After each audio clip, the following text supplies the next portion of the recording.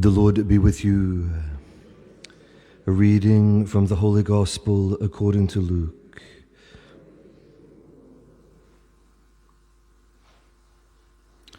Every year, the parents of Jesus used to go to Jerusalem for the feast of the Passover. When he was 12 years old, they went up for the feast as usual. When they were on their way home after the feast, the boy Jesus stayed behind in Jerusalem without his parents knowing it. They assumed he was with the caravan, and it was only after a day's journey that they went to look for him among their relatives and acquaintances. When they failed to find him, they went back to Jerusalem looking for him everywhere. 3 days later, they found him in the temple, sitting among the doctors, listening to them and asking them questions. And all those who heard him were astounded at his intelligence and his replies. They were overcome when they saw him, and his mother said to him, "My child, why have you done this to us? See how worried your father and I have been looking for you." "Why were you looking for me?" he replied. "Did you not know that I must be busy with my father's affairs?" But they did not understand what he meant. He then went down with them and came to Nazareth and lived under their authority. His mother stored all these things in her heart. The Gospel of the Lord.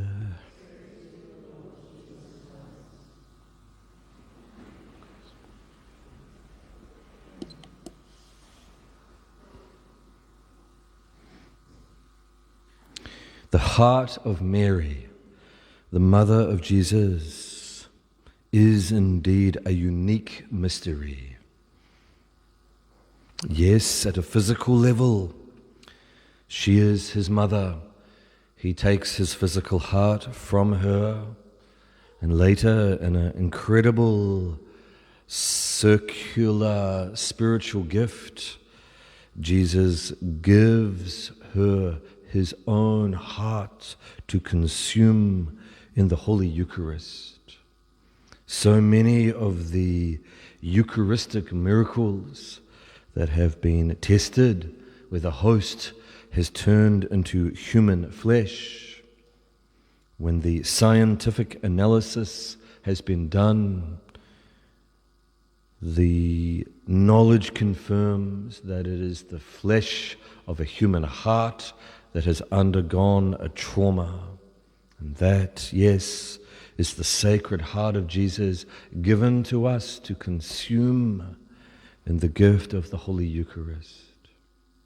There, in consuming his heart, we receive life. Incredible mystery of how God makes himself a food for us.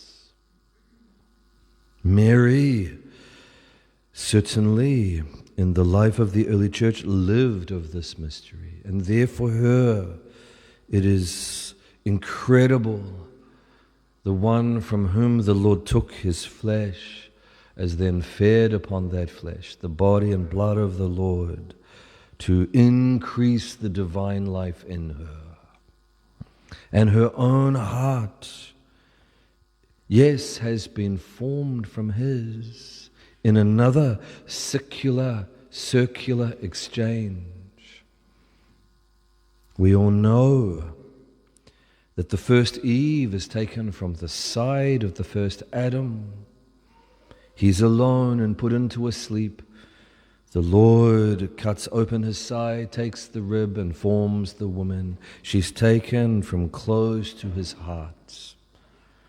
Not from his head to be ruled by him, not from under his feet to be trampled upon, but from his side to be protected and loved by him. That's Saint Irenaeus, one of the early church fathers. Yes, the first Eve received her own heart from the heart of her husband. And this new Eve, Mary, the mother of Jesus, is in the same dynamic, but fulfilling what what God had prefigured in the Garden of Eden. Adam and Eve are real, they live their own lives. They indeed do sin and suffer the consequences. So do we all. But of course, this unique mystery of the first Eve coming from the side of the first Adam is a foreshadowing of the new Eve, the Blessed Virgin Mary, coming from the side of the new Adam when his side is opened on the cross.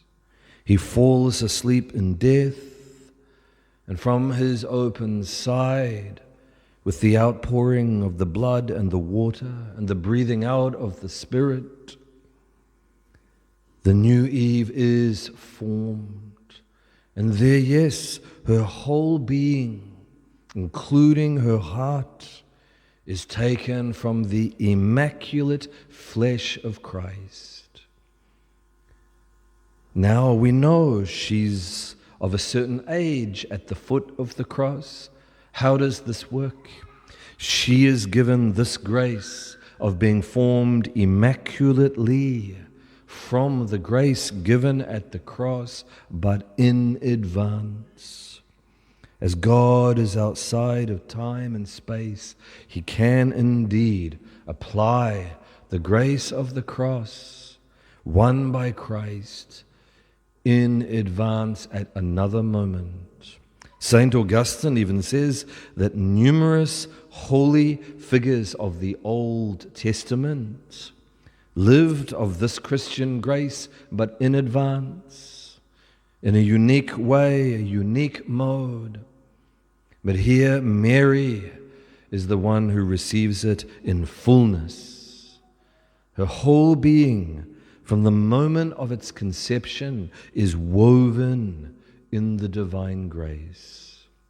That's in fact what the angel Gabriel says to her.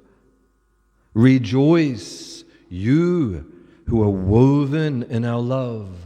We normally say, "Oh, Hail Mary, full of grace." That's the English rendition of it. In the Greek it is, rejoice, you who are woven in our love. There, yes, she has been given her immaculate existence, including her immaculate heart, from Christ at the cross. And there she arrives and supports him in a unique way, there standing as the new Eve at the foot of the cross, helping him redeem the world. Never equal, never in some way needed at the level of justice. Christ, yes, Jesus, is the one mediator between God and man. But he has chosen to incorporate her in a unique way, in mercy. And there we can certainly say she is unique. St. Paul says that all men have sinned and fallen short of the glory of God. That is true, but there is one exception, and that is his own mother. It would have been to the shame of the Son incarnate that he had had a sinner for his mother. So by the divine providence and economy, God works it so that just like the first Eve is sinless, immaculate, and the mother of all who follow, so also this new Eve, the second Eve, Mary, will be immaculate, sinless, and mother of all who follow. And there, yes, she has this heart that has been taken from his and then his heart taken from hers, and then his heart given back to her for her own life to continue in him, the Holy Eucharist. So beautiful the way that God establishes the union even at the physical level of these two, the new Adam and the new Eve. There she is indeed, the first one, the cooperator par excellence in the order of redemption. She then, yes, no doubt, is given to all of us. Son, behold your mother. Mother, behold your son. But she's first of all mother of the Son incarnate and this incredible lover of him. Her heart so united to his. The union of these two hearts, Immaculate Heart of Mary, Sacred Heart of Jesus, is the deepest union of hearts that have ever lived. They beat as one, St. John Eudes says, and many others, mainly French in fact, mystics have spoken of the union of these two hearts, the closeness that they had, the love that they shared. And of course, yes, there is a human love between them, the motherly instinct of Mary in her nature and flesh, the instinct of the Son towards her as mother, then the love between them in their wills as friends, and then, of course, the divine charity between them, the divine Son loving her as his creature, his created one, and then the mother receiving that charity from her Son and loving him as her God. Such incredible mystery that the uncreated one would come from her as a creature and be born from her. There no surprise that God has accorded her such honor, such privilege, such respect among men. Mary said it in her Immaculate, all generations will call me blessed. She's not proclaiming that from any self-love or glory or vanity or pride. She's stating a fact. God has elevated me, the lowly one that I am, to this status, and all who follow and believe in my Son will see what God has done for me because of him, and all because of him.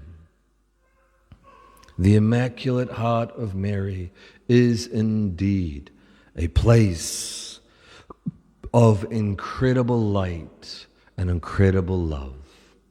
And she has been expanded in her unique role towards her Son. She's been expanded outwards towards us, such that we can go to her, this one who pondered all these things in her heart, carried all of her experience of the life of Jesus within her, reflected upon it, meditated upon it, prayed upon it, and there went deeper and deeper and deeper in her life of faith, hope, and charity, such that she can indeed be the master in the spiritual life who leads us. We've been given the greatest of spiritual directors as a mother by Jesus himself, Mary, the greatest contemplative, the one who knew Jesus most of all. If we need someone to lead us to Christ, a spiritual director or someone who's a witness, yes, it's good to have a holy person. It's good to have someone who knows Jesus and can lead us to him. And by being given Mary, his mother, as our mother, we have been given the spiritual director par excellence. So let us then take up this offer of Jesus and receive her as this spiritual, maternal assistant, leading us closer to Jesus. That's her role. She will never get in the way of Christ. She has served him and loved him her whole earthly life. Now, in the beatific vision, lives of his life and reflects him in her glory for all eternity. She only wants us to know Jesus more and come into that same life. So if she's given to us, it is entirely as an instrument of his divine love being lived within us. And there, if the Catholic Church holds her up, honors her, prays and asks for her intercession, even sings hymns to her, it is not for the sake of Mary as somehow some separate one apart from Christ. It is in order that we honor the one who God has exalted. No one has ever loved Mary more than Jesus. And Jesus, as a Jew, would have fulfilled the commandment, honor thy mother and father. The gospel this morning implies it strongly. He went down with them, came to Nazareth, and lived under their authority. He honored them as mother and father. And if Jesus has honored Mary, we do nothing wrong in honoring her ourselves by following Jesus, imitating him, copying him, and now she's our own spiritual mother in the church. So there, let us then always go to her. Let us hide in her immaculate heart, because that heart is in the sacred heart of Jesus, opened for us. And if we are close to her, embedded in her heart, spiritually speaking, we will be in the heart of the Son. And if we are close to her, and as it were, spiritually speaking, in her womb, then the Holy Spirit will envelop us as it lived in her womb, and Jesus will be there close to us as he lived in her womb. Remember, every moment of the life of Jesus on earth is caught up now in eternity, and was, in fact, also in eternity during its earthly existence, in his sacred humanity, that is. Because of the union between the divinity and the humanity, every moment in time and space lived in his sacred humanity is touching eternity at every moment. And there has been taken into eternity in the ascension. And Mary there now in eternity in her own body in the Assumption. So every moment of the life of Jesus we can contemplate and draw down upon, including the moments that he had in the womb. And there, yes, when we are in the church as mother, when we are in the Catholic Church praying, when we are blessing ourselves with holy water, which is a saline solution, purified by blessed salt, we are in the womb of a mother, a spiritual mother, who looks towards God as Father, and we are in a certain spiritual way, in the womb of the Blessed Virgin Mary, who is leading us to her Son more deeply. There, my brothers and sisters, this is not an option. Jesus didn't give Mary to us as mother when he's on the cross as something to be considered. Maybe we'll do what Jesus asked and receive what Jesus gave. If we are to love Jesus and follow him, we must receive every gift he gave. The Holy Eucharist, of course, his church, of course, the priesthood and the bishops, of course, including the Pope, all the 7 sacraments, all the life of prayer, the life of doctrine, the life of communion in the church, all of it. But most especially, among those things, we must receive the gift of his own mother. So let us then today, with this particular commemoration of the Immaculate Heart of Mary, live of her heart, so that we can live more deeply of the heart of Jesus. In the name of the Father, and of the Son, and of the Holy Spirit.